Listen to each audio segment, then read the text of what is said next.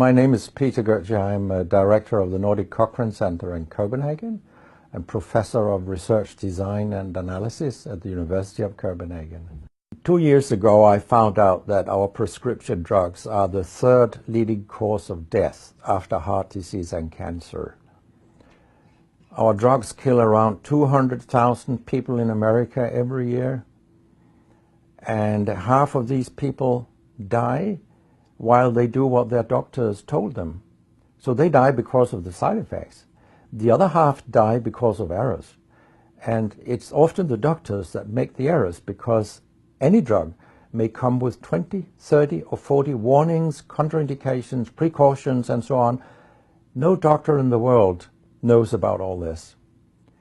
So they give patients drugs that they should not have given them, that interact dangerously with other drugs or food items or so on. And then the patients die. That's the other half. So the other thing I found out 2 years ago was that much of what the drug industry does fulfills the criteria for organized crime in US law. And they behave in many ways like the mafia does. They corrupt everyone they can corrupt. They have bought every type of person, even including ministers of health in some countries. So there is a huge amount of corruption. In my country, for example, Denmark, we are regarded as having very little corruption. But yet we have thousands of doctors on industry payroll, although we are just 20,000 doctors. So this is an effective kind of corruption. The drug industry buys the professors first, then chiefs of department, then other chief physicians and so on. They don't buy junior doctors. So when several thousands are on industry payroll, it's really, really bad. And that's why I wrote my book, Deadly Medicines and Organized Crime, How Big Pharma Has Corrupted Healthcare. I hope to convince patients not to take so many drugs, because so many die from the drugs they take.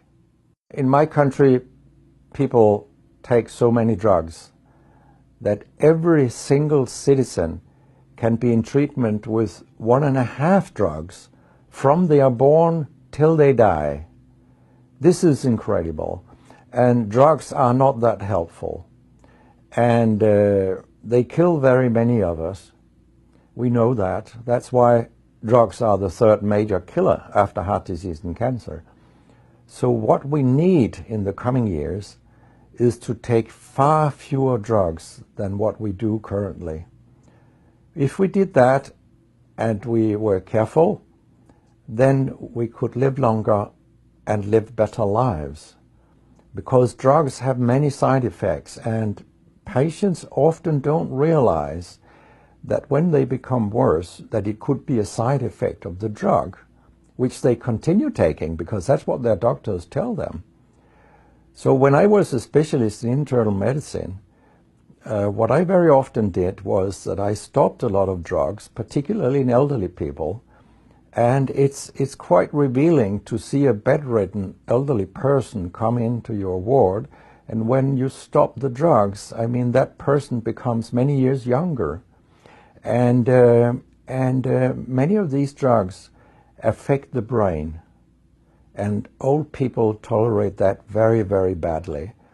They fall, and when they break a hip, 1/4 of them die. And for example, antidepressant drugs are used in more than 10% of our elderly. And they seem to kill 3% of them every year. I mean, if 100 old people take an antidepressant for 1 year, 3% of them will die because they fall and break their hip. This is a huge death rate. So a lot of other drugs than antidepressants also make people fall and kill them. And they may affect your cognition, your memory, and all these things. And then they interact in ways that we know almost nothing about. Very many elderly, they take more than 5 drugs a day. And we actually don't know how these drugs interact with each other. What we do know is that all drugs have many effects in the body, and some of them interact also in their metabolism. so that you can get a too high concentration of a drug if you take other drugs simultaneously. So we make a lot of harms that we don't even recognize. I have a pretty colorful collection of things people have called me during all these years. And sometimes journalists have asked me, why do you always look up controversy? And my reply is, I don't. Controversy looks me up. Because it's not popular to tell the truth in healthcare. You will get a lot of enemies, because a lot of people make money on false premises, doctors and industry alike. And our drug regulators and our politicians, they are on board on this wagon. So very few people are independent of money in healthcare. And of course, I have attacked a lot of holy cows during my career, and people have screamed loudly.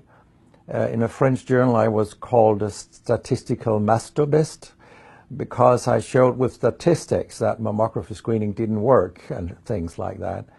And I was even accused of scientific misconduct by the Association of the Danish Pharmaceutical Industry, which was completely ludicrous. It was harassment from beginning to end. They came with vague arguments that we cannot recognize the conclusions in your study, and they could have come up with numbers and said, these numbers are wrong. They didn't do anything. It was only harassment. It lasted 18 months, I think, the whole thing. And then when we were acquitted, I made sure that this nasty behavior was described in the British Medical Journal. So after that, they haven't come so much after me, the Danish drug industry. And when my book about organized crime came out, they just lied about it, as they always do, that my examples were old, they went back 90 years and so on. But, you know, where I demonstrate that what the 10 biggest companies do is organized crime, these examples, they were from within the last 10 to 15 years. That's not old examples. And the crimes have increased because when crime pays, you will have more crime. That's how capitalism works.